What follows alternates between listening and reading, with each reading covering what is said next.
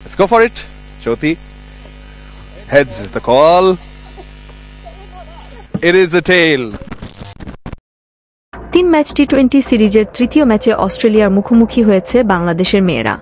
White wash এড়াতে হলে ম্যাচে জয় ছাড়া কোনো বিকল্প নেই লালসবুজের বাংলাদেশের সামনে। মিরপুর শের-ই-বাংলা জাতীয় ক্রিকেট স্টেডিয়ামে আজ বৃহস্পতিবার 4 এপ্রিল টস জিতে ব্যাটিং নেয় অস্ট্রেলিয়া। দুপুর 12টায় খেলাটি শুরু হয়। এক ম্যাচ হাতে রেখে সিরিজ জয় ইতোমধ্যে নিশ্চিত করেছে অস্ট্রেলিয়া।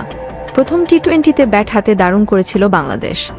আগের 3 ওয়ানডেতে 100 পেরোতে না পারলেও টি-20তে এসেই 127 রানের লক্ষ্য দেয়।